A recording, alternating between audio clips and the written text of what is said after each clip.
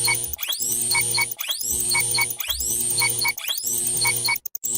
like comic books? Comic books. Comic books here. Comic books. Comic books. I'm quite keen on comic books. Movies. Movies. The movies. Stupid TV shows. TV shows. But what are some of your favorite TV shows? Can be enjoyed as video games, as TV shows, books, movies, the entire world. Wholeheartedly embrace the apocalypse. Let's start the show. Hello, everyone. Welcome to the Sunday edition of the Next Issue podcast. Jeff, how are you doing? How are you holding up with the weather? It's a nice white snow on everything right now here in where I am, Dallas. Yeah. I didn't go anywhere yesterday. I'm not going anywhere today. I haven't showered in 2 days. Okay.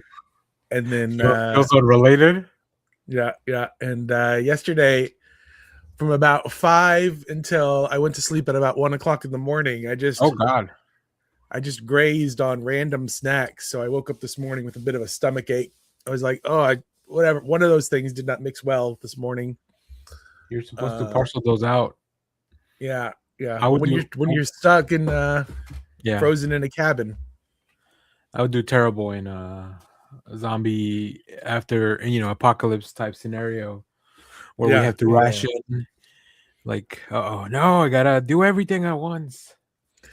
Beforehand, so there was like a lot of warning about this. I mean, everybody's been talking about this big snowstorm all week, not just in Texas, but all across the South.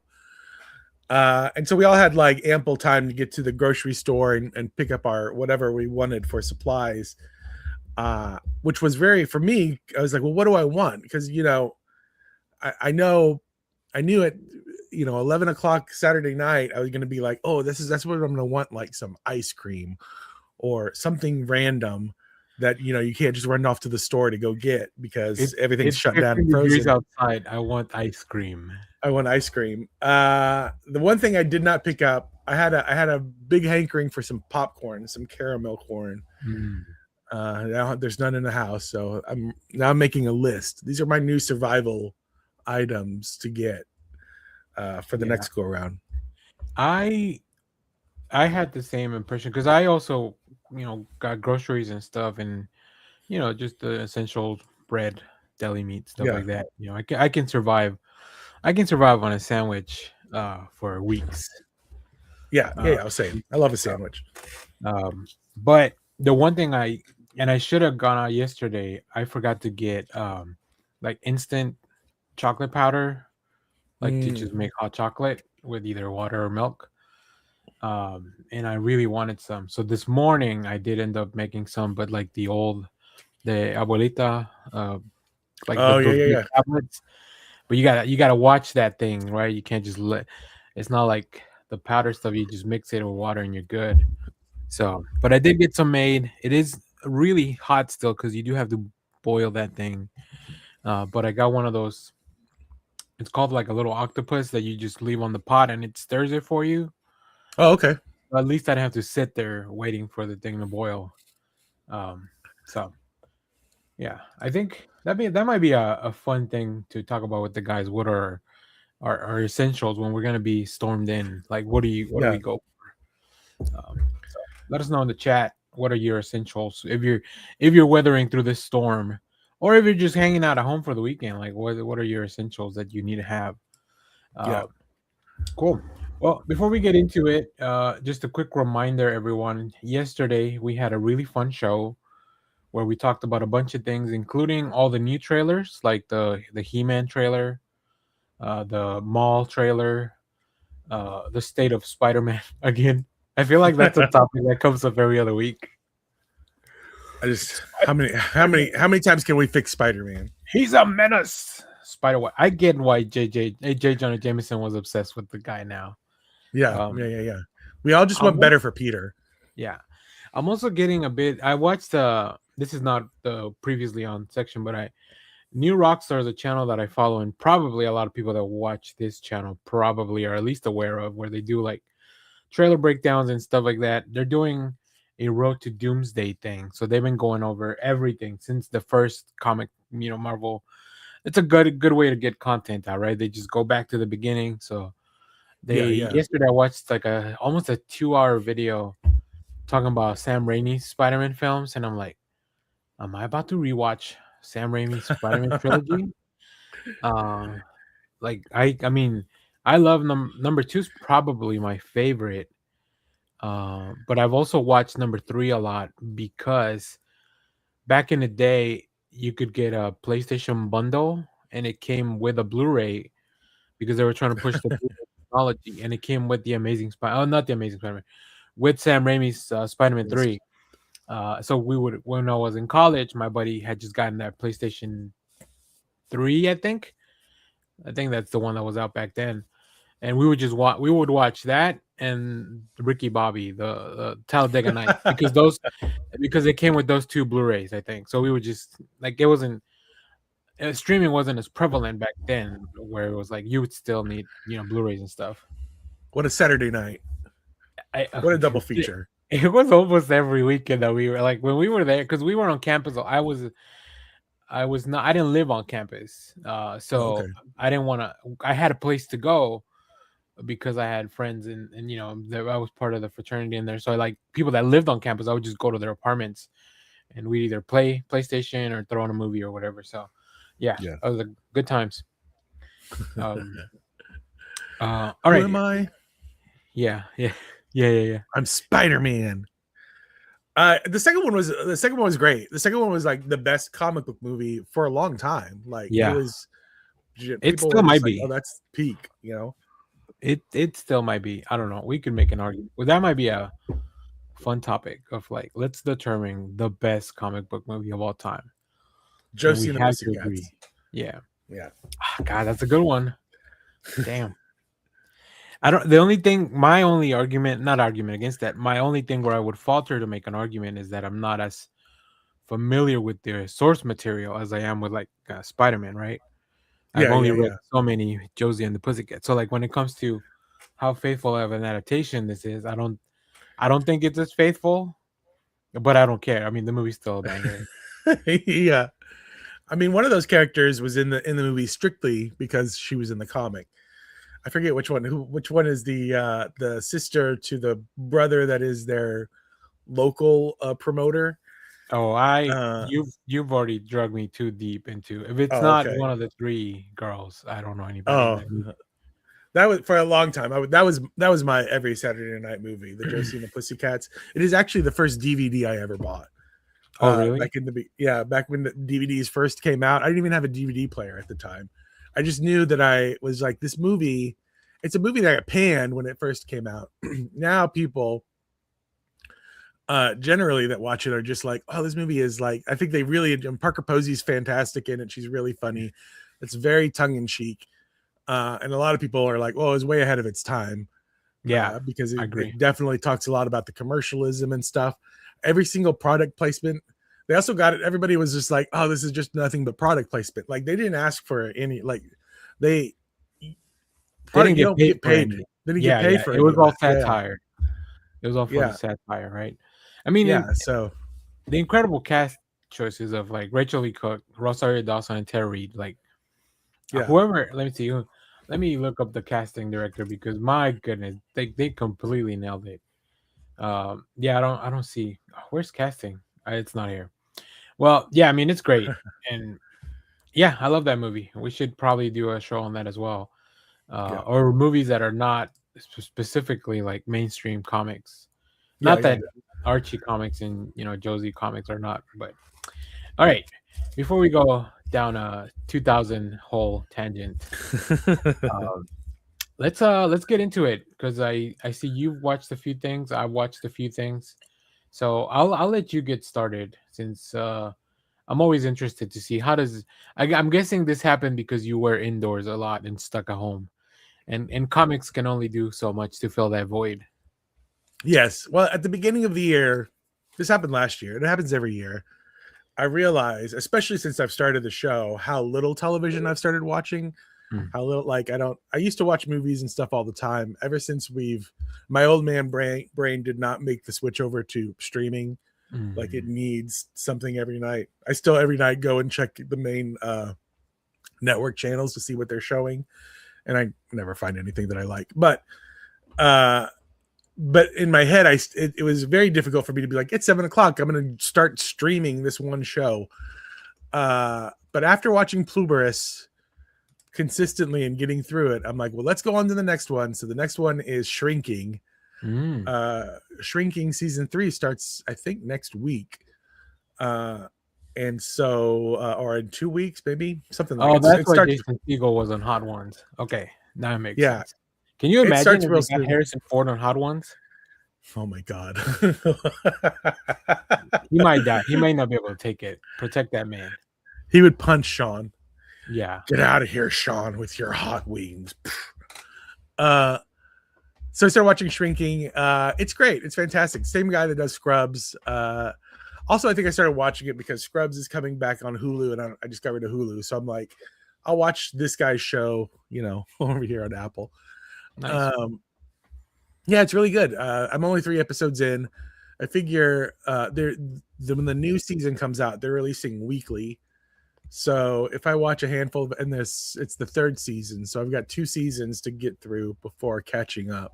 Okay. If I parse it out a few episodes every other day or whatever, I should catch up to the show by the time it's the 3rd season, by the time it's ending, so I can just watch the whole thing all the way through. Well, I'm glad you mentioned Apple TV because I have forgotten I watched some things from Apple TV.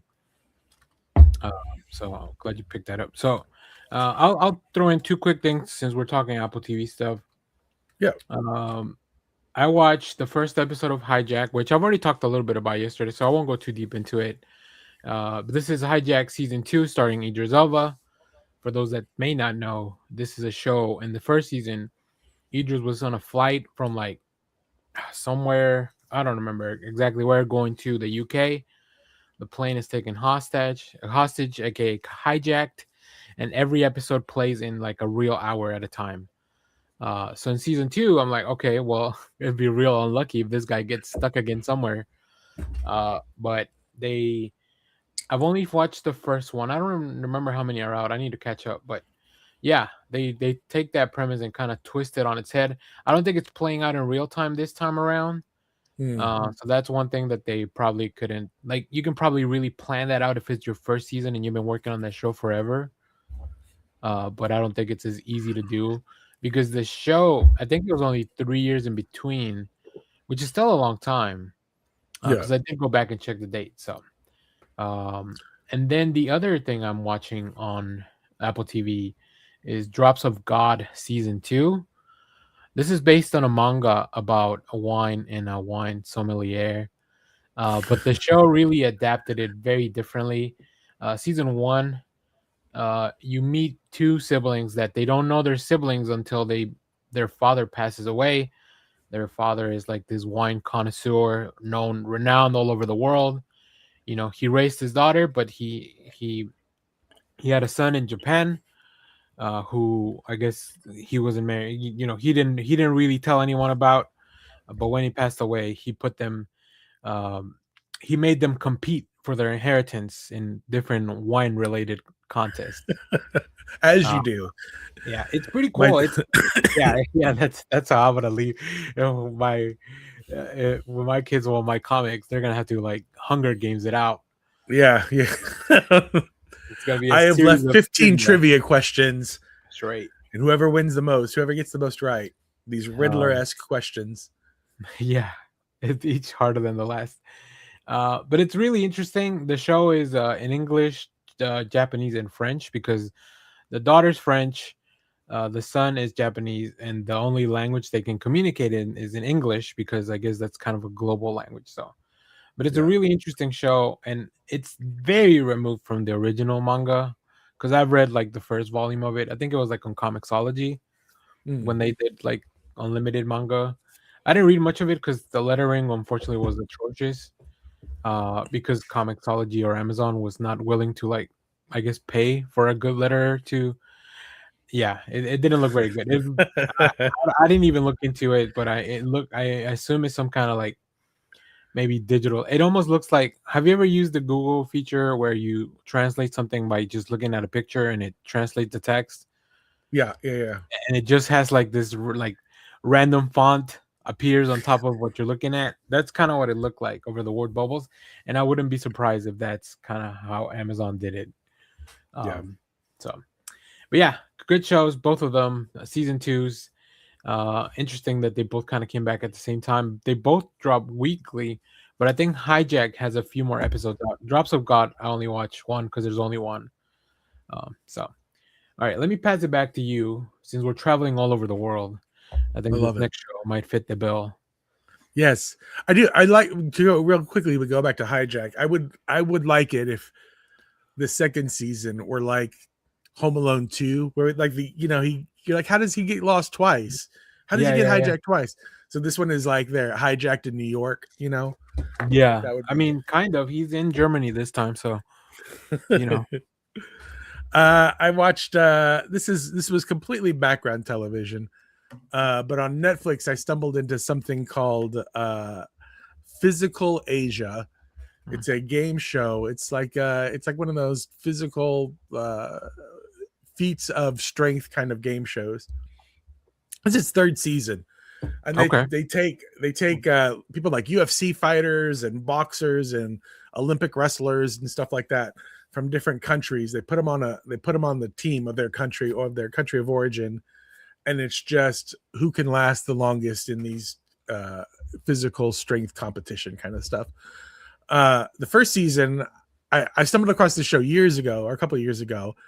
And the first challenge was everybody was just hanging by some rigging over an Olympic-sized swimming pool.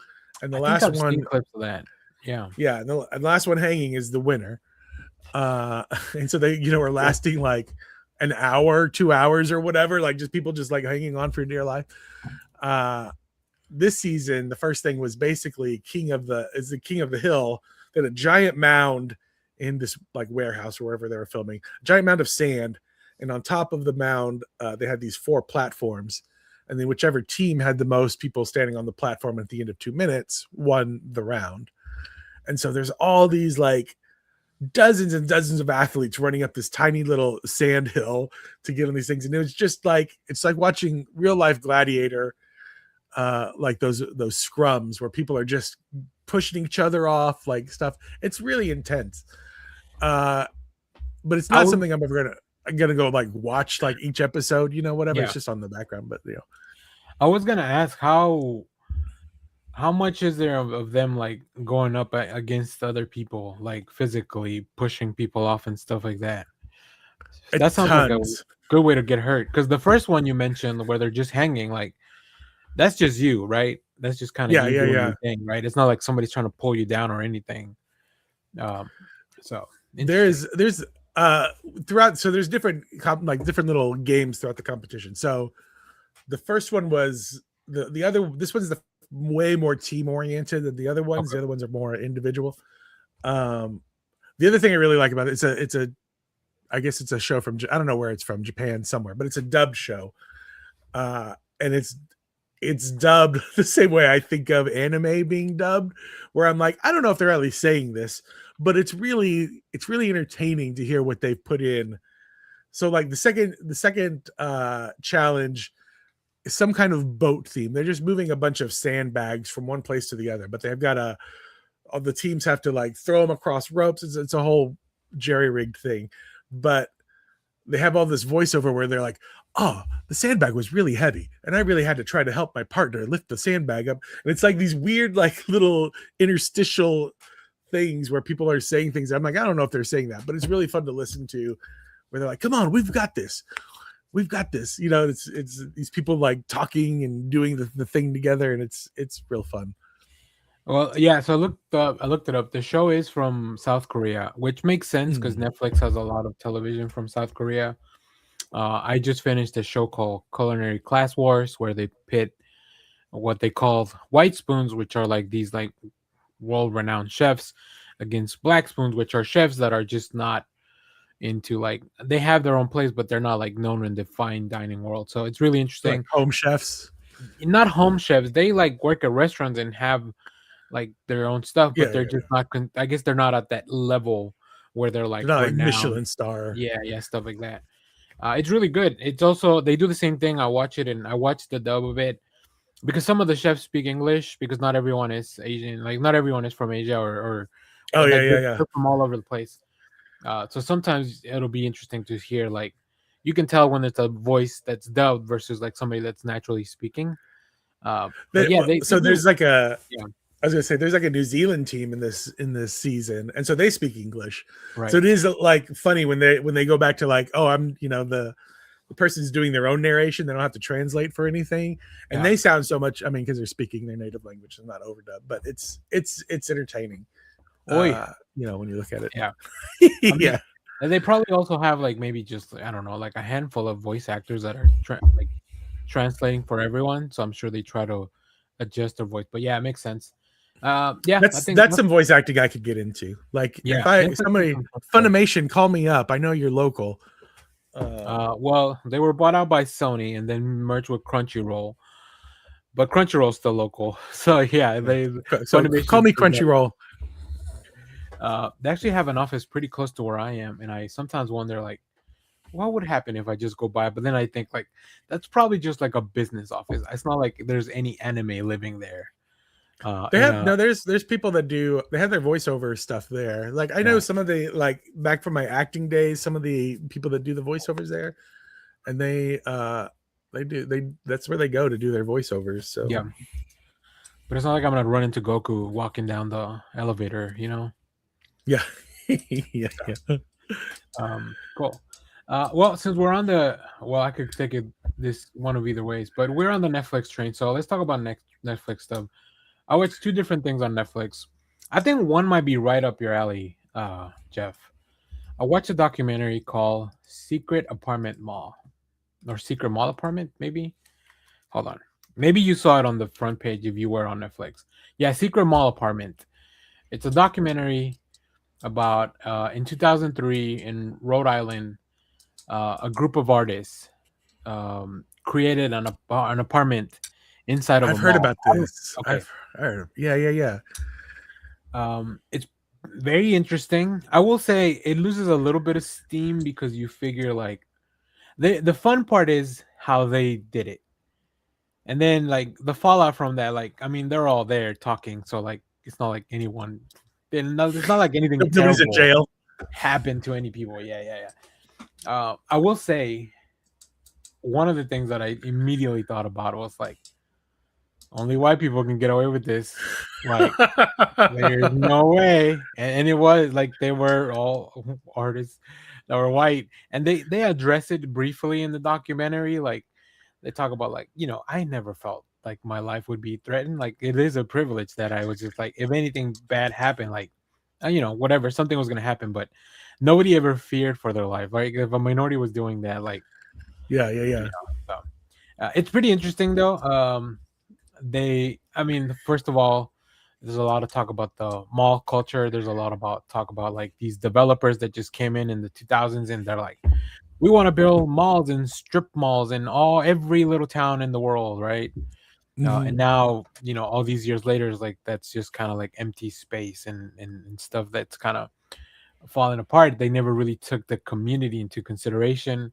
Also, this mall was built like in a border of the town where it would be a very clear divide between like I guess the haves and the have-nots, if you will. But yeah, it's very interesting, and they try to talk a little bit about the art and what the artists were trying to kind of accomplish and all the stuff that they did.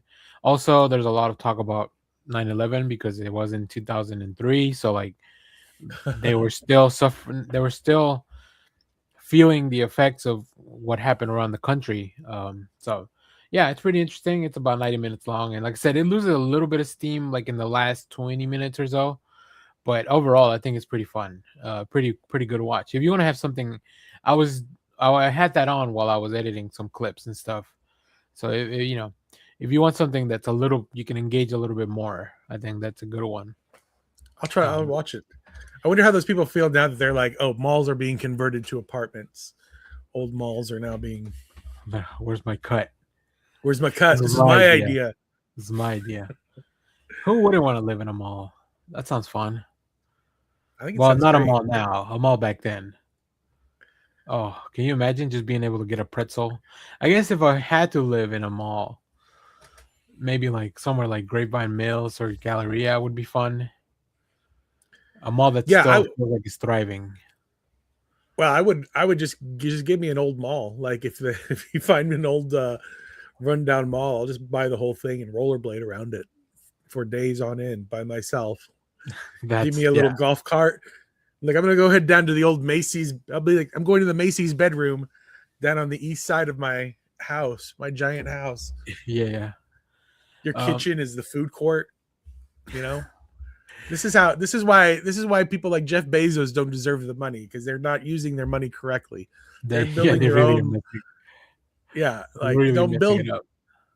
Yeah, like there's that. I don't know if you saw this story in Dallas. There used to be this over by SMU. There used to be this mushroom house, what they called the mushroom house. It was a house that was built to look like a mushroom, so it had these like domed, like it looked like a weird fantasy house, just like in the middle of Highland Park.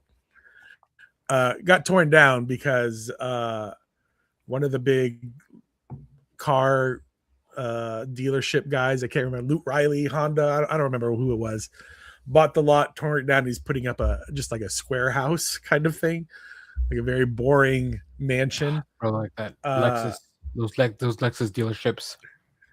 Yeah. And so I'm like, well, you're using your money incorrectly. Go buy the old Valley View Mall site. You should have bought it before they tore that down and go live there.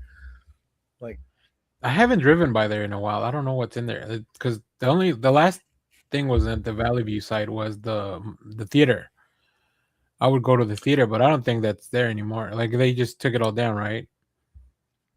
It's just it's a field for now. Sometimes they'll put up that weird carnival in the old parking lot right outside. Right. It's supposed to be shops, new shops and apartments.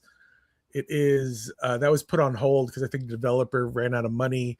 It's now one of the sites that the Mavericks are looking to move to. It's they want to move out of the American Airlines Center and either tear down City Hall and move there, which I think is a terrible idea, or move into the Valley View area, which I'm like, fine, do that. Move to Las Vegas. Or move to Las Vegas, which is what they really want to do. So, interesting. All right. The other thing I watched on Netflix was a miniseries, a limited series called His and Hers. This is with Tessa Thompson and John Bernthal. 6 issues. It's a murder mystery. And it's just 2 people that I really enjoy.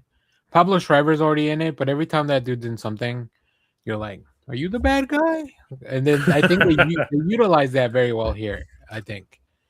That's good. Yeah, for Pablo Schreiber. But yeah, John Bernthal is the same as always. So intense. Yeah, he's intense. It's great because also it's a small town outside of Atlanta. So also I just got some breaking news, a text from my buddy Austin. There's a new Super Mario trailer, so we might watch that towards the end in case we get dropped. So we'll take a look at that. Shout out Austin. But yeah, it's great. Mystery thriller, there's a whole conspiracy kind of aspect to it, and just like great performances. Tessa Thompson and John Bernthal are super intense, both of them. So I recommend it. I highly recommend it. Like I said, it's only 6 issues, so you could get it done I watch them like one a day to kind of make it last a little longer. And apparently it's based on a book called His and Hers as well. So maybe I should go read the book now that I read books. I want a movie with John Bernthal and who's Zod in the Man of Steel movies? Michael Shannon. Michael Shannon, like just an intense yelling at each other. Yeah. Or add Adam Driver in there and just have all 3 of them just yelling at each other really intensely. Okay, but what if we took their characters, Michael Shannon from The Night Before, where he's like the burnout drug dealer. And then we grab Adam Driver's character from The Dead Don't Die, where he's like the little sheriff deputy guy. Like just grab their performances at like their quietest moments. I don't know that John Barenthal has one of those.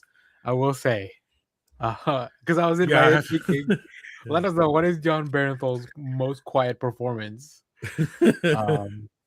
So interesting. All right. Let me pass it off to you, and then I'll do my last watch. We do have reports again from Austin in the chat. The trailer's really good. I'm pretty excited now. I'm actually very much looking forward to that movie anyway. So yeah, we'll watch it towards the end of the show, in case the thing drops the stream. I don't want to do that. But all right, what else, Jeff? The last thing I wanted to mention was, I think they're still doing it on the YouTube, on Funny or Die's YouTube channel. They're doing a never-ending stream of their old sketches, their old Funny or Die sketches. Oh, from like going back way back to the like 2000s. Like I saw Will Ferrell's, and they're just like running him through a loop. So I saw Will Ferrell's The Landlord, which is, you know, an iconic old, you know, short from the early days of the internet.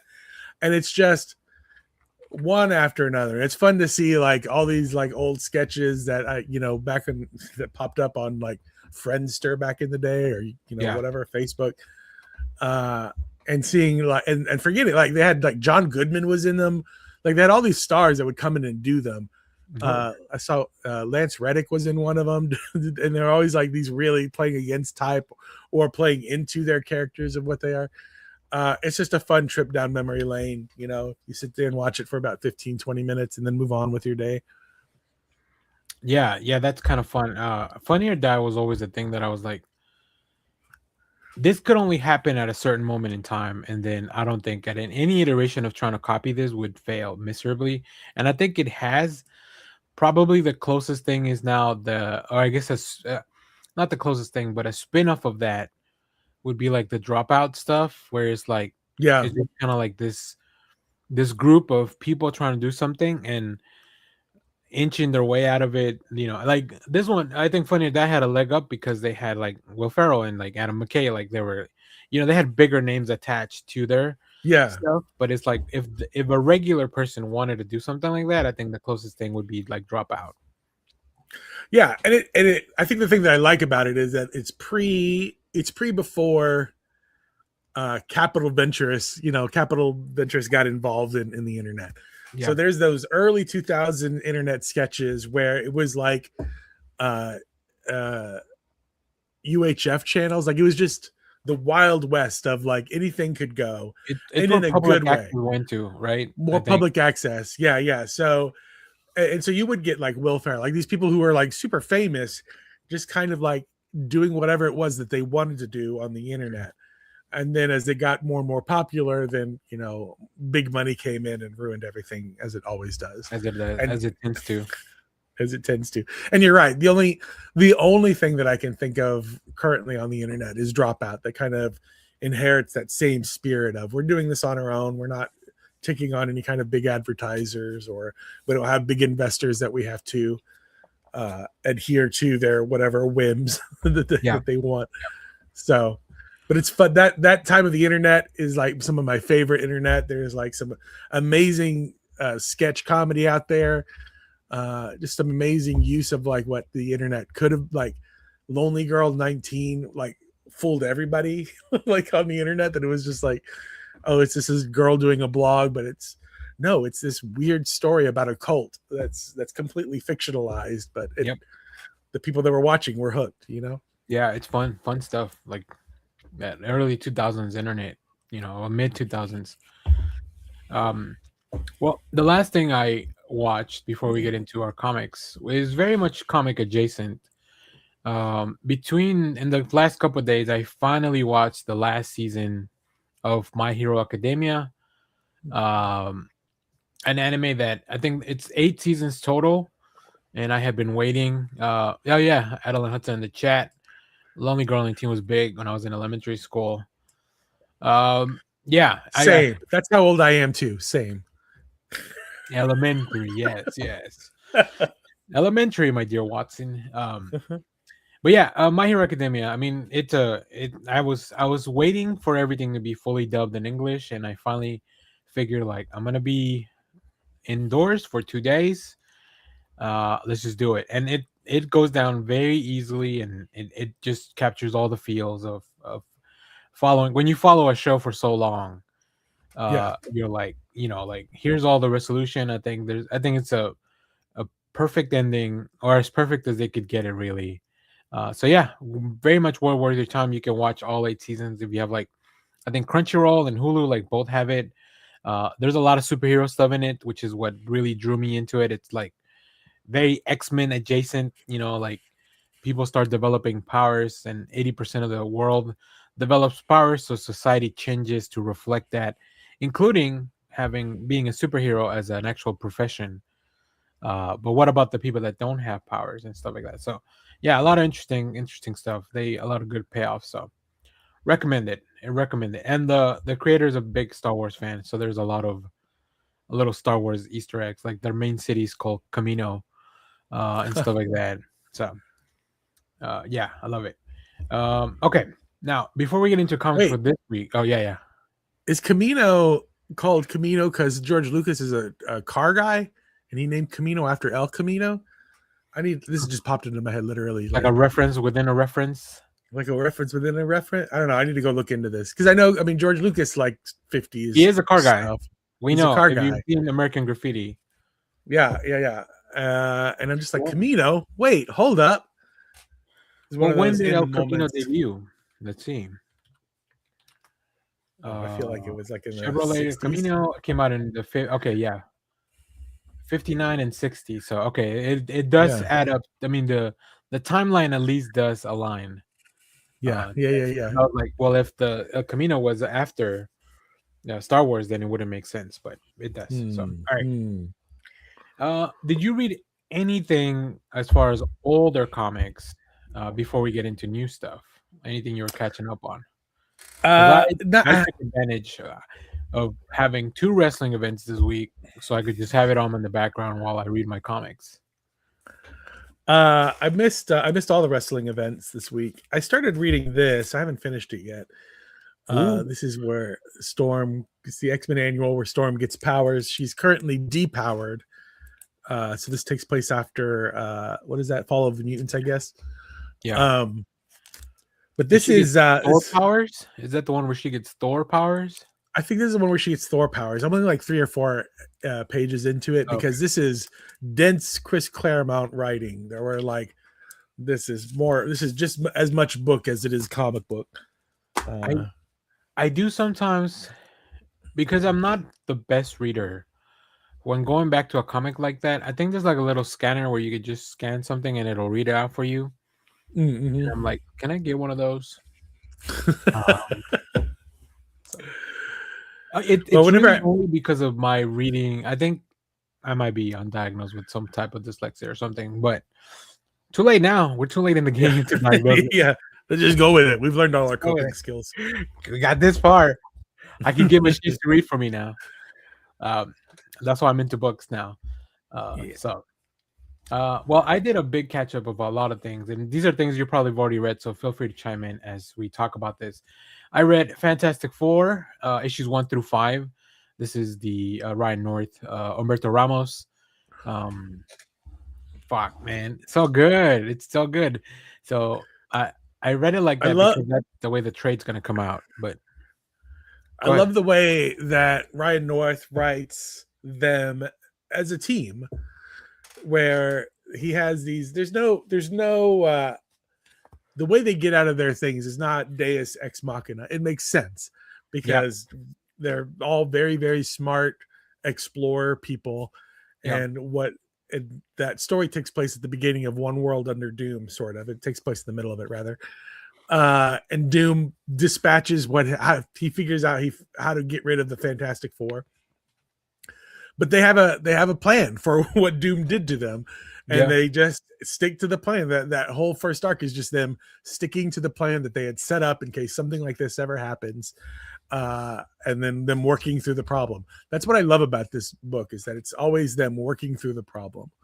I love that we always give kind of crap to Batman about prep time, but like Reed is all prep. Like that's all he Mhm. his actual superpower is prep. Mhm. You know, like the stretchiness is just like a bonus. So Yeah, that's yeah, really yeah. yeah, and then the first three issues deal with that Doom Fallout. Then you have an issue about Alicia with this alien thing, which I think Oh, we that's a talked good about issue. because you brought it up. You brought up the word pareidolia when we were talking about. I think I had read the Dark Patterns pareidolia Oh, yeah, arc yeah, yeah. at the same time that you had read this issue, which also deals with like they talk about pareidolia of like your brain filling in the gaps to make you see patterns that don't truly exist.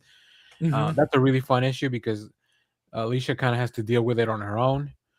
Um, she doesn't have any powers, so she's a base level human. Her Uh, power was being blind. That yeah, was yeah, what yeah. was. And then the last one is where Black Cat needs help from Sue Storm because the boys are out fishing in the negative zone. So yeah, it's great first volume. I think the collection's out soon. I have a full review and a breakdown in the channel if you want to check that out. The other thing I caught up on was Oh, Captain real quick. America. Oh yeah, go ahead. Go ahead. Well, yeah, I was saying we were talking about Spider-Man yesterday and how you were enjoying the new Black Cat series. I read the first issue and it was fine for me, but I never went with it. But I don't have any kind of affiliation to Black Cat. She kind of shows up when she does, but I do like that when she's pops up in that issue and she is in the latest issue of Fantastic Four as well, Black Cat.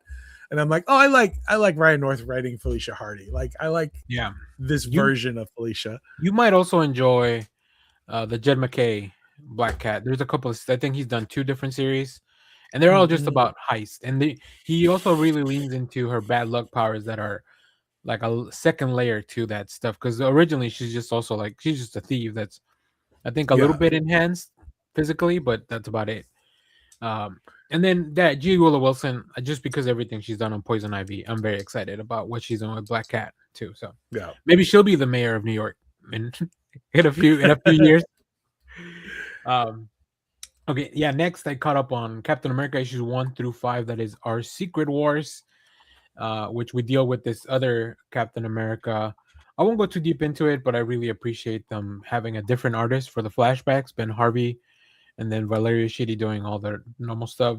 I mainly caught up because I think there's no announcement for how the collection is going to be done, but it makes sense that they would do those 5 issues together because those are all one story. Yeah. And I want to see what is Chip prepping for this Armageddon because Captain America is going to be heavily involved. So, full video, full breakdown of that also coming to the channel later. But yeah, that was quite a good time.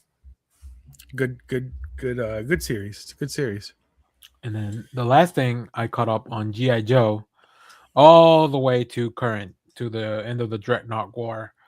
Uh, God, I forgot how much. I didn't realize how far behind I was. First of all, I was like, apparently I only made it to like issue 6 or 7.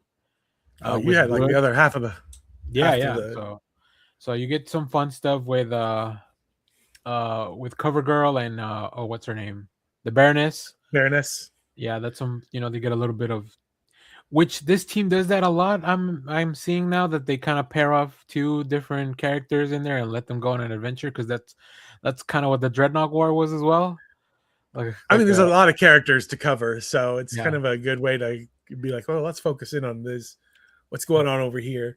But Uh, my favorite part I think of this too is that Clutch found the Transformer and they're buddies now and then there's a really major reveal at the end of the Dreadnought War too.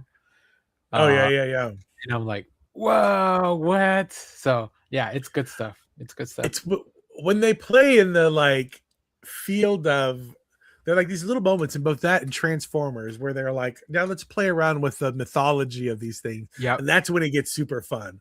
Like everything else, it's always fun, but it's when you see something from Mask pop up and they're like, oh, this is something that they're teasing coming down the way, or when a new character that they have not yet introduced from any of the lore shows up. That's when you're like, now we're getting to this person. That's good. Jordi Belair's colors, like we talk about how great G.I. Joe is, like the story wise, but I was looking at this one of the last issues and I was just like, man, the coloring in this book is so good. Like Jordi Belaire's colors is so. Everything that happens in that house where the big dude with the hammer is, I forget his name. Yeah, Which yeah, I'm yeah. like, are you related to Duke? Because you look like just like Duke if he was like a big old boy instead. So maybe that's a reveal for later. I don't know. That's the other thing, because I don't know the G.I. Joe lore. All these reveals are really cool. Like you, like probably that Kyle would be like, oh, that's this guy and this guy and this guy. But like I'm just like, whoa, what's happening? Like all these cool things, right? So. But I think some of these are original characters. I mean, I'm not like, I know stuff, but I don't know stuff. So yeah, in some cases, I'm like, well, if I don't know them, I'm just going to assume that it's an original character that they're just throwing in there. So yeah. There's a guy that fixes clutch. I mean that fix not clutch. Who's clutch with? What's the transformer? Hound. Thank you. Clutch and Hound sounds like an awesome group too. Clutch and Hound. I would read their book. But then I also love that now everyone's aware, like, oh yeah, we have a transformer with us because he helped us. So now we have to figure it out. And then also, like, Cobra Commander has known about these guys all along, and Cobra Commander is kind of like being a Lex Luthor type right now, where he doesn't want to take over the world to be a dick about it. He wants to take over the world so that he can protect the world from this incoming threat of these alien machines that can, like that's what he's prepping for. Which is an interesting take as well. He's not just doing evil shit to be evil. Well, and we still don't know what his relationship, like they kind of tease at the very beginning of the series how he comes from Cobra Law, and they've got all that Cobra Law stuff, but we haven't really touched into that in a while. Like that's kind of been way in the background of the GI. There's some people like I can't remember, Pythona and some of the Cobra Law characters are showing up in Void Rivals. But as far as like the main like Cobra Law society, we haven't seen them in a while. Yeah. And Megatron escaped from them. So, and he's back in Transformers, but we don't know where. Sometimes I feel silly saying these names, but we don't know where Globulus is. Where's Globulus? I love that Starscream is like this mythological creature of like to be feared in the Cobra Commander books or the Cobra lore. Because he killed that guy and like he went on a rampage and only one of those guys was left alive, and now Destro knows about him. There's a lot of like, and then the fun part about Cobra is that it's just made up of people that are just waiting to betray one another. They cannot wait. So. Cobra is this conglomerate of just like bad dudes that are just they're just like we're in it for ourselves. They just now Destro was the top for like 2 issues, and then he's like, I guess we need him. I guess we'll come back. Nobody told them I take over. Like we just came to rescue you. Yeah, it's great. It's fun stuff. But I mean, but then also you're like, well, how much does Cobra Commander really know about him being betrayed? So, yeah, it's great. And I did start Void Rivals Volume 4, but I'm not fully caught up. I'm just at the part where there's so many clones of the big pig character. Zarkzoid. Yeah, Zarkzoid. So we'll see. That one's a little bit more confusing because at least with G.I. Joe and Transformers, I have some knowledge of it. But this Void Rivals it feels like it's all new, but then it's not really all new. It's just very deep cuts that I would never even know about. I'd forgotten the Suxoids were part of the the original cartoon until I was like watching an old episode. And I was like, oh, that's one of them. That's the guy. I love every time we get into that room where all the quintessences are, just those big floating faces arguing with each other. Yeah. It's wild. That book is probably the hardest to get into, though. I would think, as a new reader, like all the other ones feel easy to explore. That book is what the hell? There's a lot of layers to it. I feel like that one is for the lore people. Like that one's for like if you've watched all the iterations of all the cartoons and read all the comics, Marvel and IDW. Yeah. Like then you're probably catching references that you gotta earn this one. You gotta earn Void Rival. Yeah. So all right. Well, thanks to the storm, I was able to catch up on all that stuff. So now let's get into comics for the week. Did you see what I picked for the week? I did. Okay, cool.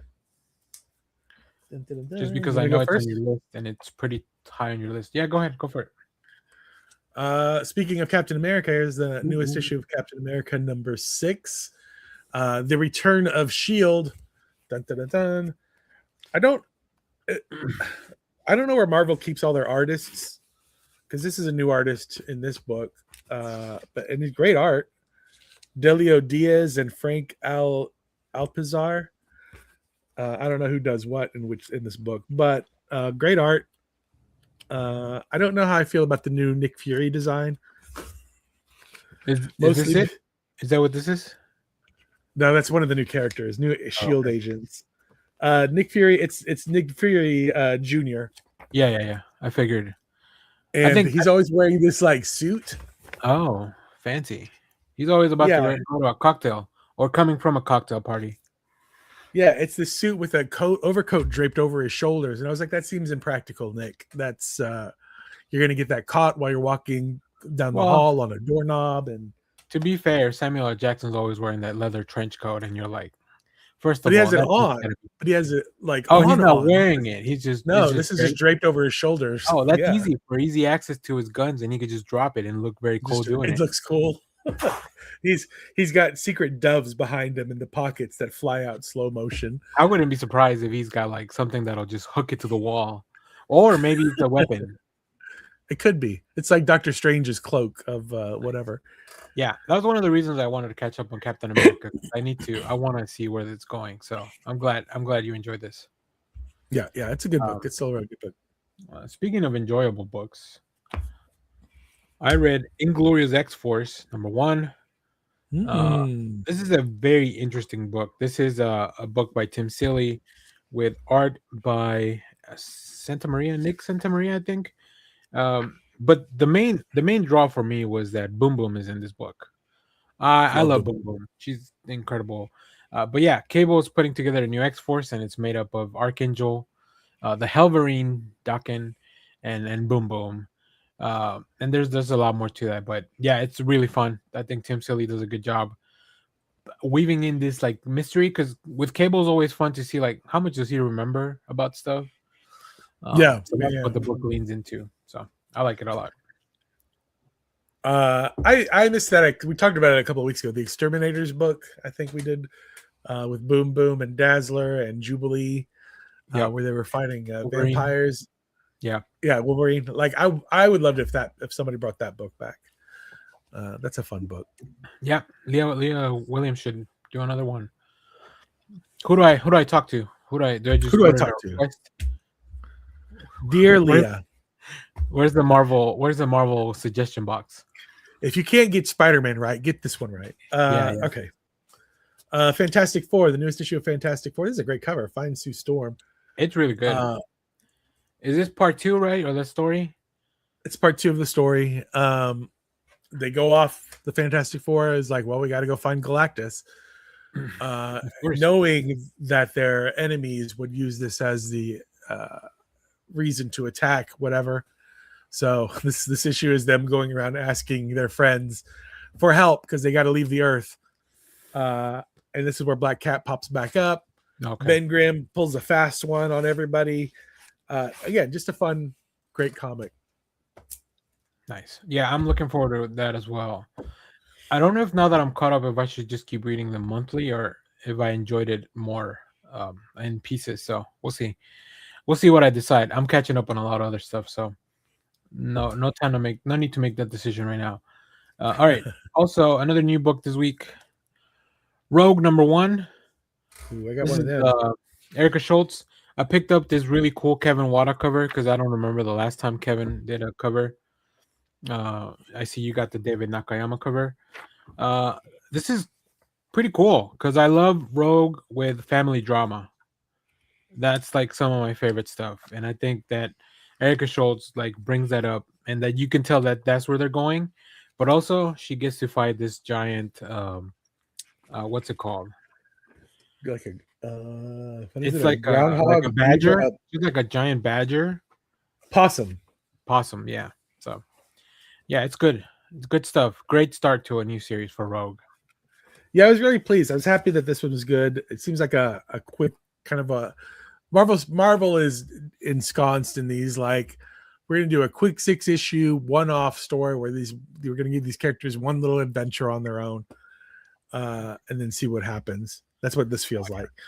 I think I am. Austin said he loves this cover. It may be the Gambit of it all too. Austin, big Gambit guy. That's why I picked it up too, because Gambit was in it as well. I'm not a big fan of Destiny as a character. I need somebody to tell me like a good Destiny story to read where I'd be like, oh yeah, okay, I can get behind this character. Because in my head, Destiny has always been like the Karen of the mutants. Like she's always wearing the face, the you can't tell what the emotions are because of the gold face mask. But then in my head, for whatever reason, because Destiny can tell the future, like she's always been a little bit snarky and just like whatever. And I don't know. I've never like. How would you feel if you knew everything that was going to happen and people kept doing stupid shit? I would just be like, you see this, Destiny? You see this? You predict this? You predict this? I think she's tried that a few times and people keep dying, including her family. So I got to ask, because maybe you know, what the hell happened to Mystique? I don't know. Is that from the Declan Shalvey series? Like that's the last time I saw her.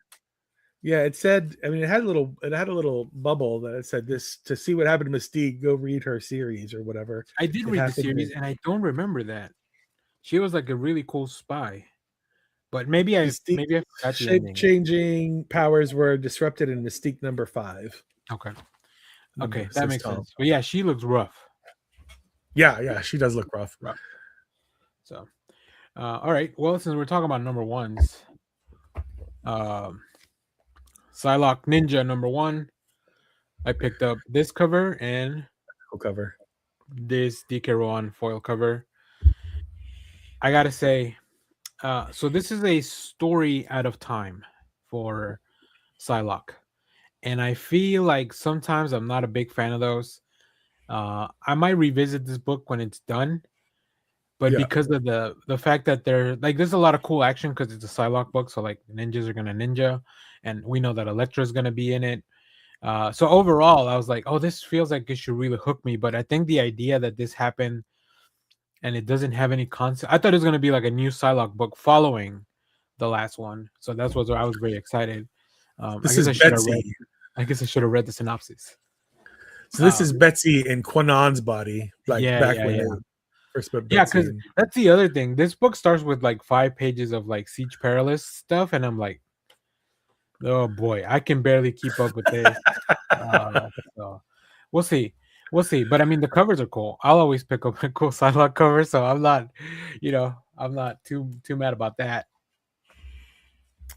Next thing I have here is Hulk Smash Everything number 2. I love the first issue. The leader throws the Hulk into the historic Earth, where right before the asteroid hits the Earth to kill off all the dinosaurs. Again, it's Ryan North, so he tells you exactly when this happens and where it happens, and people that know it's the Yucatan Peninsula is where the giant asteroid hit the Earth millions of years ago. Leader finds out that doesn't work. Hulk starts changing the past, so Leader has to go back and undo what he did.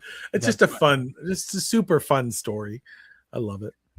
I will say, what is that meme that if I had a nickel for every time Ryan North has a big strong guy go fight dinosaurs in the past, I'd have 2 nickels. But it's weird that it happened because I was rereading the Fantastic Four. I'm like, oh wait, he just did that with the thing.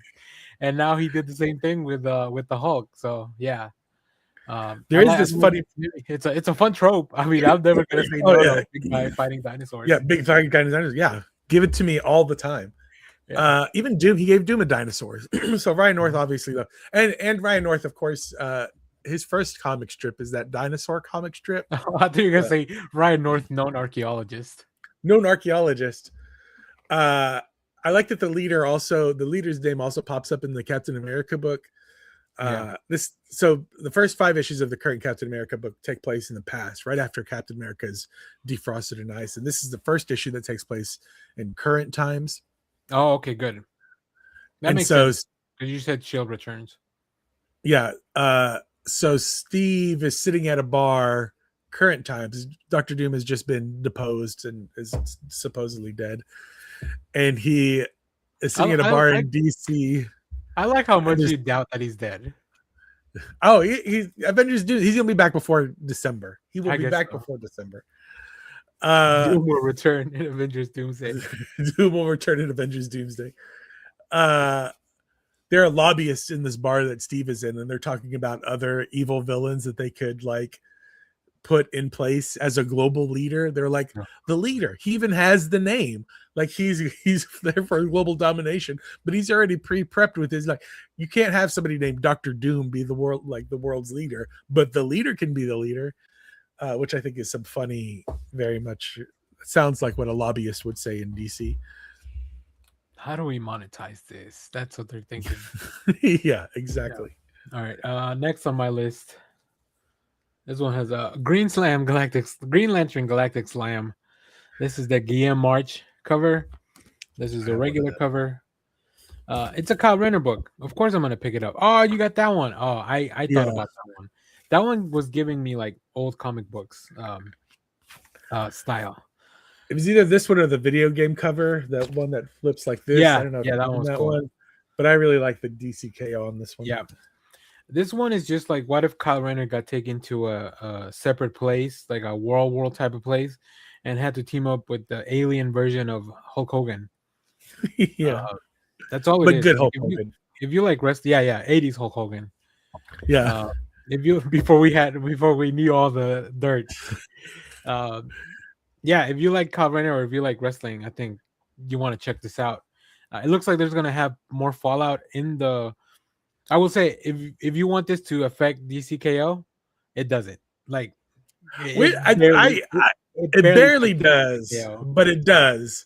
Yeah, and it's one of those things where I'm like, I get like 99% over the way through the book, and I was like, I don't know if this is not a must read for the DCKO. Oh yeah, and I still don't know if it is a must read, but there is one important thing that it's silly how they work the DCKO into the wrestling thing. Yeah.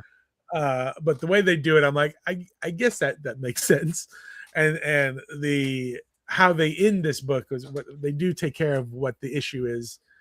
And it does advance the DCKO plot line overall. Like a step. But like a half step. Yeah. Like, and it's just like one little, so this is why none of the Green Lanterns have shown up. This is why these other things haven't like popped up. This is not like the Batman night fight, right? It's not like this is gonna play a big part of it. It's just like, and by the way, this thing happened if you want to know, and it might be important, but I'm sure Joshua Williamson or Scott Snyder will put it in like a panel with somebody saying what happened. If you don't read it, you read DCKO number 4, and you're like, oh, why did this happen? This is, you'll still be fine. What I do like, I know Kyle Rayner coming out of this is going to become the main Earth Green Lantern. About time. I don't know. I don't know if it's Jeremy Adams still doing the book or not after, but I do kind of hope that this character pops up again. The Hulk Hogan. It sounds like he was going to stick around too. Yeah, from what it says. So. But yeah, I think they're gonna wrap up whatever they're doing Green Lanterns, and then there's gonna be some kind of reboot or maybe a creative team change. So we'll see. Yeah, bro. Yeah. Let's see. Maybe give Daniel Warren Johnson a shot of that guy. Oh yeah, that'd be great. The newest Exquisite Corpses. That's pretty good. It's still people are still dying. That's fun. Every time I get back in this book, I don't know why. I guess it is the way that it's written that I don't mind reading in month to month. Like, it is episodic. It's supposed to feel that way. The fact that they have different creative teams on it also makes it feel that way. Boss, I think, did a really good job exploring this world in a very, very interesting way. So it is interesting when they do get those little the middle parts where like the other creative team kind of takes control. Yeah. And you see how, like, because this one plays off way more like a horror story than some of the previous issues. And I'm like, oh, this is cool. This is fun, little way they plan this out. That little spider villain. Yeah. Creeps me out probably the most out of everyone else. Well, this is the first time we've actually seen them, right? I think we saw them at a gas station before, but this is the first time we see like fully in action of like the capabilities. Also, they establish a very important rule of the game that has to do Yes. with the weapons that I think is gonna come. I was like, how does anything good have come out of this? But I think it has to do with the weapons. So that's very interesting. This issue did, like, I'm glad this issue came along because this was kind of the turn that I needed for it to kind of Which makes sense because this is 9, right? Is it? Yeah, so it's like yeah, a 9. closing up another 3 arc chapter, kind of. So, Yeah. all right, this is the last book I read before we get to my pick of the week. This is Bloodland #1 from Ignition Press. Ooh. This is Andrea Sorrentino doing the cover. And it's pretty much like, what if vampires ran the U.S.? And I'm like, What if? that's a bad idea. But there's a lot of similarities with vampires and people currently in power. So there's a lot of, and this was probably written a while back, but still, like, so a lot of those things just kind of resonate, unfortunately, for a while. But it's really good too. Like, B. Claymore does a good job with the story, and there's a lot more to it than just the politics of the world. And then Mac Cheddar with the art. Like, if you want to see some gnarly shit with vampires, like, this is the book to do it in. So it's good stuff. I think it's gonna be a 12-issue series. So yeah, I'm looking forward to seeing how this is gonna play out later on. But if you want something new from a different publisher that you may never even have heard of, because Ignition Press launched very recently, check this out. They're doing some really cool stuff. Nice. I've got a few before we get to your Go pick for of it. the week. Our pick Go of the for week's World's Finest, the newest World's Finest 47, wraps up this storyline where Superman and Batman have been merged, and Joker and Lex Luthor have been merged together into one figure. I love the artwork in this one. What's that? I like these punk rock covers. Oh yeah, the punk rock covers are fun. Adrian Gutierrez's art is so good in this. Yes. Also, this one reminds you, like, this is a series that takes place in the past because Lois is pissed. Planet She-Hulk, the newest issue of Planet She-Hulk. They got a new artist in this one too. Who is this? Emilio Lazio. Which is kind of a bummer, but we're 3 issues in. I know. But it's a great artist. I mean, it kind of does look like artist. I'm just like, I want more. Was it Daughterman, right? No, Cooter. I was Cooter, like, Aaron Cooter. why didn't you plan, like, why didn't you just give Aaron Cooter enough time to do like the first 4 or 5, get an arc under your belt, and then you can. That's I don't mind them changing artists if it's like for a different arc or for a specific purpose, like Ben Harvey jumping in Captain America for those flashbacks and stuff like that, right? So this was almost my pick of the week. Everything Dead and Dying #5. Oh my gosh, this heartbreaking, so good. It just makes you make noises because it's that good. Yep. Sad. Oh my gosh, so sad. This is where I use that. I use a Google Translate because there was a character speaking in French, and I was like, yeah. They don't translate it. They just like, they don't translate it all. So. And it's like several panels of French. Yeah, and I think if you catch the context of of one of the bubbles, you kind of know everything that's going on, because it is kind of like I don't want to say like a famous thing, but it's something that it resonates in the culture. Is just in French. Like, it's something that you should know if you're part of, like, maybe this, certain religion, stuff like that. So it's every heartbreaking story and every zombie genre thing that you've ever watched or read distilled into 5 issues. Like, it is all of that. It is violent, it is heart-wrenching, it is all of it, everything. You're happy when I don't know. It's such an amazing series. It's good. Pretty satisfying too. Like, you're like emotionally, like, it gives you closure, I think. And that's hard to do, because a lot of the time you're like, they keep raising the stakes, but like, are we going to get back to a place where I feel okay about it? But it feels like you almost go through all the stages of grief in the book with the characters that are going on. That's going on, right? Yeah. And I don't know if you feel okay about it, but you're just like, well, that happened. Like, we got through it, I guess. Yeah. Some of us did. So, and that's all. And that's all I've got. Now we can go to the picks of the week. Well, before we do that, do you have anything that you haven't read that you No. want to show us? God, you got through everything, huh? It was snowy yesterday. I got a bunch of stuff. The only thing I did yesterday was read and doom scroll. No, yeah, I did not want to doom scroll a lot, so then I just chose to read and watch stuff. And eat snacks. That's right, and eat snacks. Yeah. All right, so let me just go through some of these, and we'll go to picks of the week. Nightwing. So this is next on the queue of like stuff to read. I picked up this Catwoman 88 because it had a Tula Lotte cover.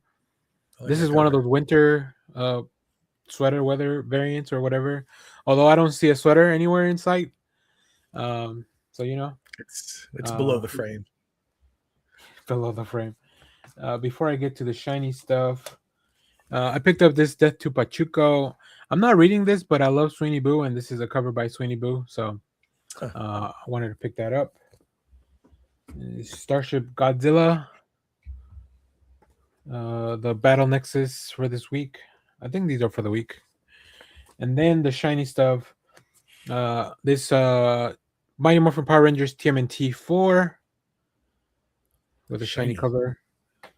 Then I also picked up this Death of Superman reprint. And then last but not least, the annual. This is the second printing of the Batman, Absolute Batman annual, because it's one of my favorite panels on inside the book. So I wanted to pick it up. So yeah. But that's it. That's all the books that I picked up this week. If you join me on Friday for the comic backlog show that I'm doing, you already knew that I had those. But for everyone else, this is new information.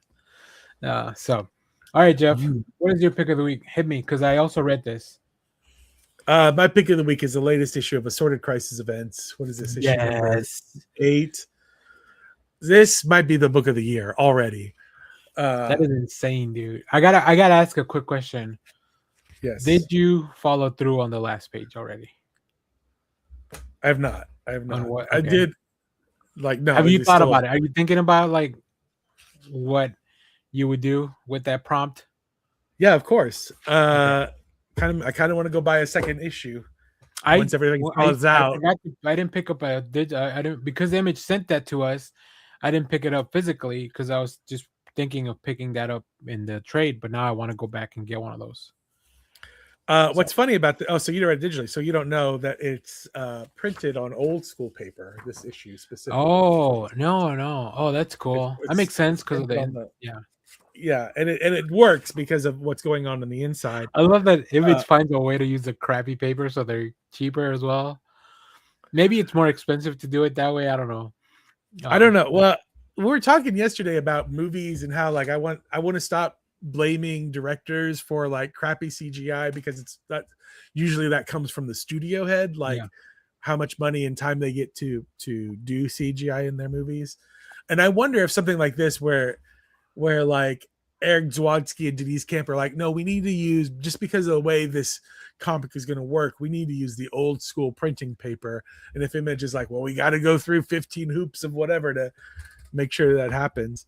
I think it'd be interesting though if they could do like, I wonder how difficult it would be to do a comic where it had multiple different kinds of paper on the inside. And the staples didn't fall out. And the staples didn't fall out. That's a big one. Well, the Enfield Gang Massacre book, that one also is printed in newsprint like that. So they probably already have somebody. Look at the art in this thing for those watching. Crazy, dude. It's crazy. This is beautiful. This is.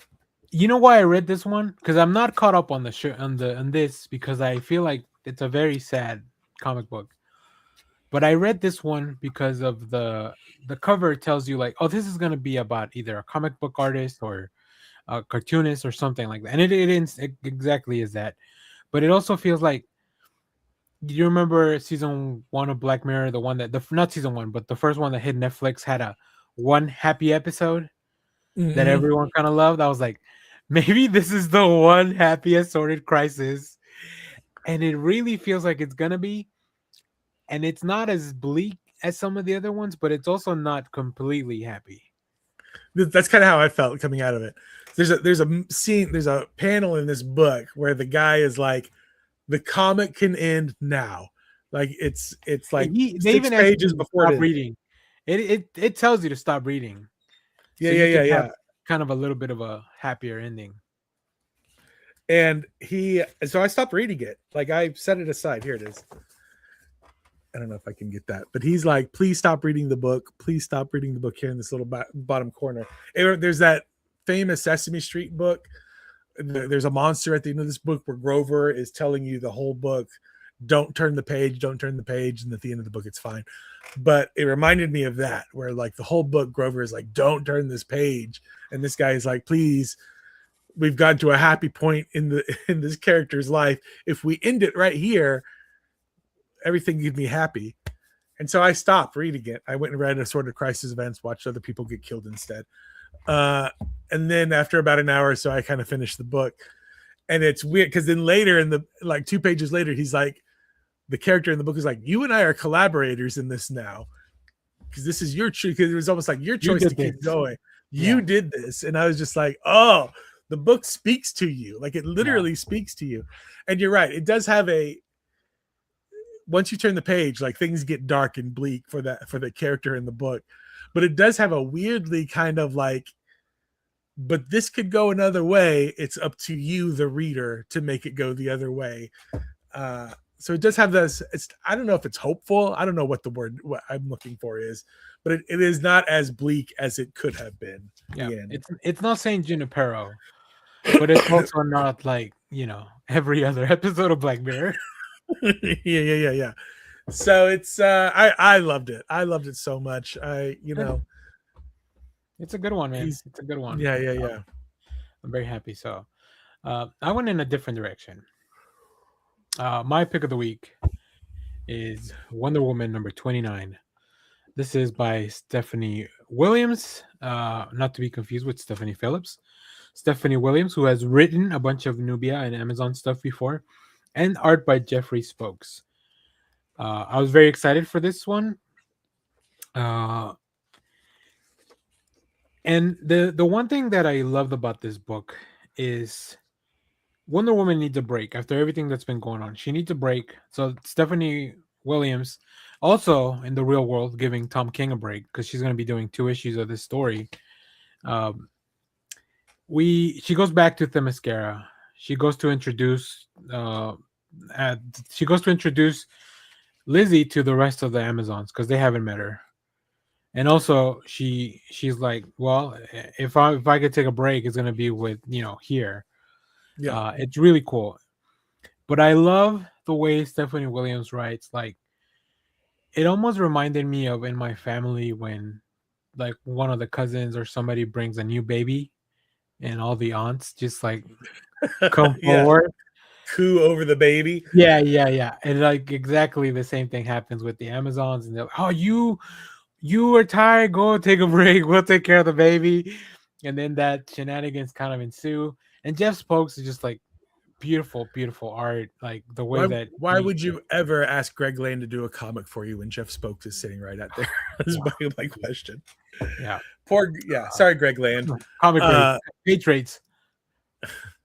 Page rates.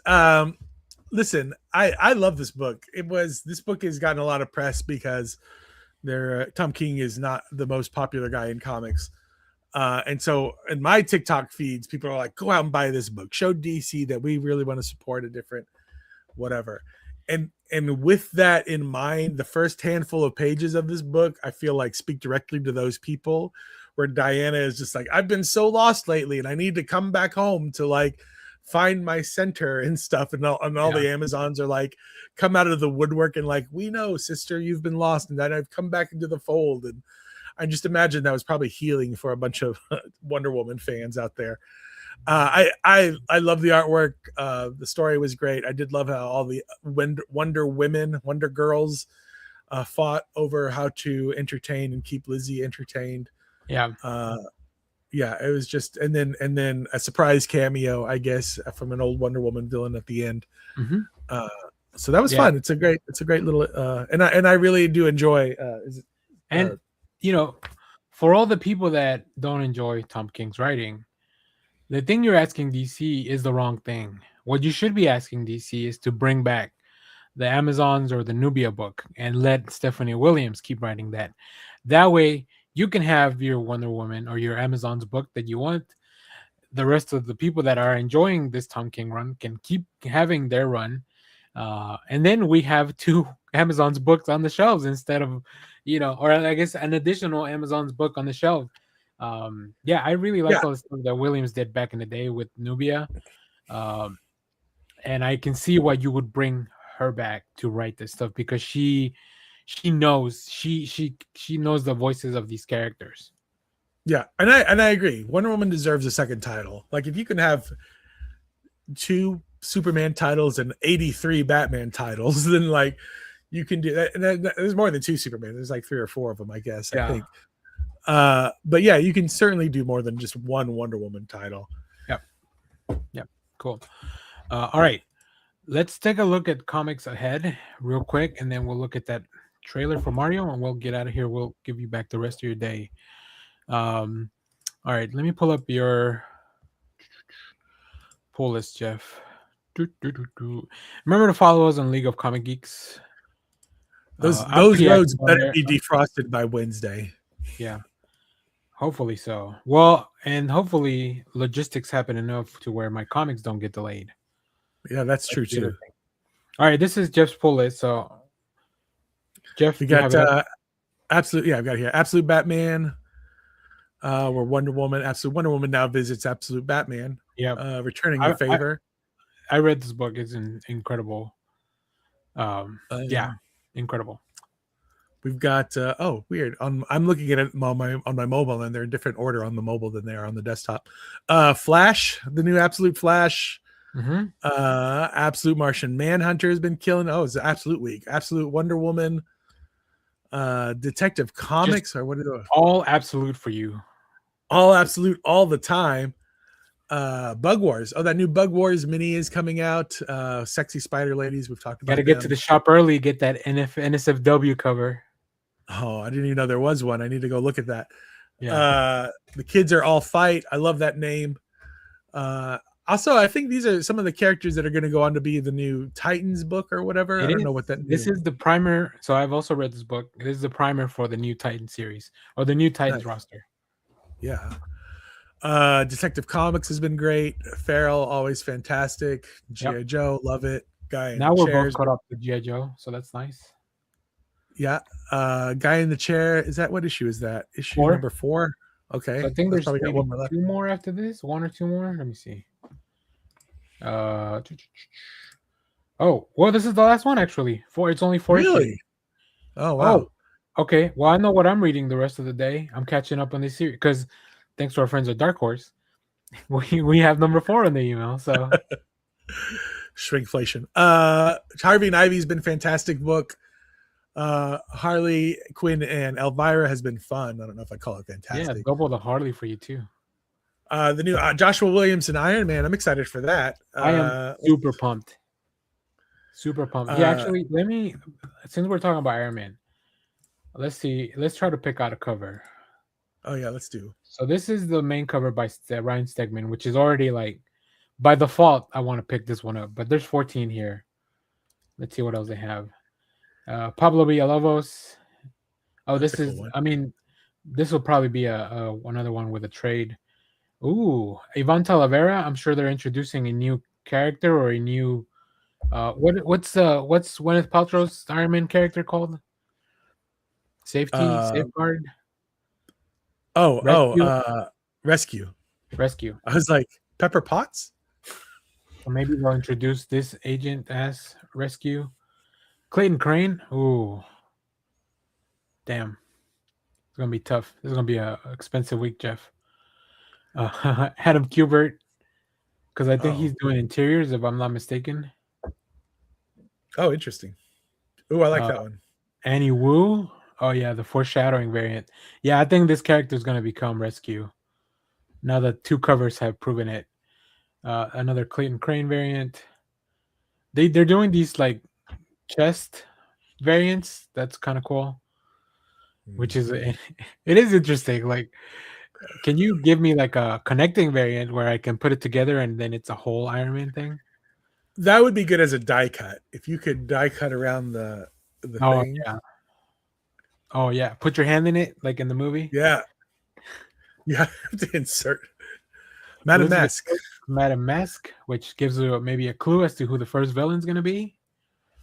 I don't know anything about this book. I haven't read any previews or anything. So Geraldo Sandoval with the foil variant. And then this is the cover with the trade dress. The other one was a virgin cover. And the Cosmic Invasion. Villalobos again with the trade dress. And then last but not least, of course, you have to get a Scotty Young cover. And Do you have a favorite? Do you have a favorite Iron Man armor? A favorite Iron Man armor? I'm actually pretty partial to the one that kind of shows up in that Captain America #1. That's kind of like the old school with the spiky, like yeah. You know what I'm saying? Like his the old second school version. armor. It's right after the golden armor Avenger, and then he kind of comes out with that little spike. Yeah. And then Austin in the chat saying Cosmic Invasion is a really fun game. I did wonder what the heck these covers were for. I figured they were for a game. I just don't know much about it. Interesting. All right, so we're back to Jeff's full list. But did you have a favorite variant there, Jeff? I think I might just go A cover. All those variants were like, if they had my favorite armor is the Silver Centurion with the shoulder pads. Okay. If they had one of those, I probably would. I really like the Annie Wu foreshadow cover with that new character. The Annie Wu one I might pick up if I find it. Yeah. So we'll see. Okay. All right. We're ending up Justice League, Unlimited, Superman, DC KO stuff, the newest Void Rivals, and Wrestle Heist. I really like that first issue of Wrestle Heist. Yeah, shout out to Kyle Starks. So for those that don't know, Cosmic Invasion is a side scroller game. You level up your characters as you use them. So I'm thinking like that old TMNT, that old TMNT game, or I think Marvel had an Infinity Gems one that was very similar. X-Men. Their X-Men is a side scroller. X-Men side scroller too. Yeah, cool. Good to know. Thanks, Austin. We will watch that trailer in a second. All right, let me just do my list, which is a lot of the same stuff as Jeff. Usually my list and Jeff's list are very similar, and then I just have a few extra indie titles because they've sent us review copies. So yeah, absolute week for me as well with all these titles. Astro Quantum #1 from Mad Cave. I love what Mad Cave's doing, so I'm just like all their #1s. They just sent me a copy of a book called Is Ted Okay? And I read it. I'm gonna do a video about it because it's insane, and I wanna get the video out before the FOC the cutoff date to pre-order. Blink and you'll miss it. I think this is the last issue of that series, so I can't wait to see how that wraps up. Bug Wars, Kids Are All Fight, Supergirl, The Next Door #1, the DC Supergirl Next Door. Sorry, this is kind of like their Valentine's anthology. Oh, okay. So it is $10, but it is their Valentine's anthology book. I'm still picking up Hello Darkness in singles, which I should have switched to trade long ago. And then my Red Band titles: Marvel Zombies Red Band, Punisher Red Band. Seasons Volume 2 comes out this week, so I'll be able to catch up on that. The Image already sent us the trade for that. Skinbreaker, and then the Terminator Metal, that anthology book about the Terminator, and of course Kyle Stark's Wrestle Heist. So yeah, good week. Yeah. Good week coming up ahead. All right, before we look at the trailer for Mario, did you have anything else, Jeff, you want to talk about? Nope, I'm good. Alrighty, let me see. So it is and Austin confirming the chat, is it the Yoshi first look? It looks like it is because it's from 2 hours ago. Yoshi. So here, let me make sure I'm good here. All right. Hold on. I do hope that the I think Tuesday. I know the weather is finally supposed to get above freezing here. Yeah, and as long as the sun's out, which today the sun's out, but it's still really cold. Once the sun is out, then that'll help with the spoiler. Wait, spoiler for what? Yoshi? Spoiler, All right, spoiler let's for see. the weather. Spoiler: once the sun comes out, the snow's gonna melt. Okay, it was a few hours during I was wondering during the Nintendo Direct. Okay, so let's see. Let's pull up. I think this looked pretty good yesterday, so we're gonna use this view because that way on the vertical view it doesn't look too bad either. Crazy. I'm thinking of you, vertical watchers. All right, let's check it out. It's called Yoshi's First Look. So Star Wars. it does look like Star Wars stuff. Ooh. Oh, you're here. Now, where's the troubled pipe?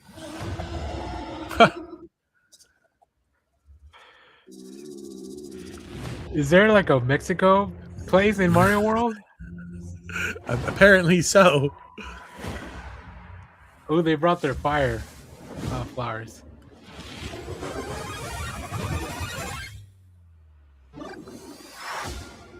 Oh, they got powers. Come on, you're not the scared guy anymore.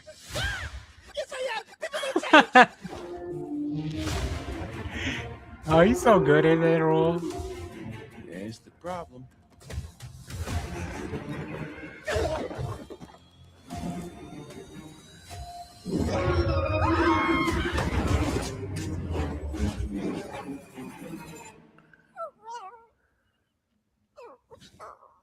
Hey. It's all right. Oh, that's Yoshi's theme. I hear it. This is how Daniel got me into the podcast. He found me in a cave and he lured me out. Yeah. You want to talk about comics? Come here.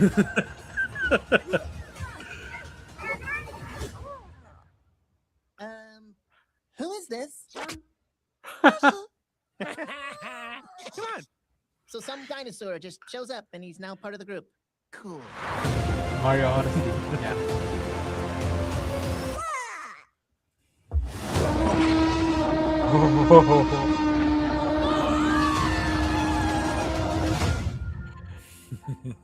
That's fun. This movie's coming out April 1st, and I hope it's not just a big ol' April Fool's joke for everyone. Oh, no, that'd be terrible. I would love to do a Luigi's Mansion movie. I want to see. Yeah, they should. Give me the spin-off. Give me the Luigi's Mansion. Like Okay. for I was saying the poncho look is from the New York Mario game that has the head with the eye. Okay, yeah, that might be it. Or at least that world. I mean, listen, I really enjoyed the first one of these, and this one looks just as much fun, if not more, because now Yoshi's in it. So yeah, very exciting fun stuff. It makes me want to play Mario. I haven't played a Mario game in forever. I should. I haven't turned on my Switch in years. So like, all my my island people. What was that game? I don't even remember that we all bought Animal during the Crossing. pandemic. Animal Crossing. They're dead. They've long since They're all died. dead. I don't know what's going on there. A drought. I abandoned that thing. Like Jeff. I will Epstein. say, I miss the old days where if you wanted to play a video game, you just put it in and you play. If I wanted to play my Switch right now, it'd have to go through a bunch of updates first, and then like I have to charge the battery, update it, and then maybe I could play. Well, great. That was a great episode. As always, make sure to go back and check out our other live show from yesterday where we talked about a bunch of the trailers. Not this one because it wasn't out yet, but everything else pretty much. And also the best TV and some of the other best of 2025. We, as always, try to fix Spider-Man. That should be a recurring segment on the show. What can we do to save Spider-Man? How can we fix Spider-Man this week? And then, thanks for watching. Thanks for everybody. Austin, thank you in the chat. Jada Gamer, Adeline Hudson. Appreciate everybody watching and lurking. So I think we're going to get out of here. I hope everybody that is affected by the storms stays warm. And thank you for watching. We'll see you guys next time. The most important thing in life will always be El Bebo. Widow loves you. Simon Center, get the fuck out. All right, bye. Get out of here, you weirdo.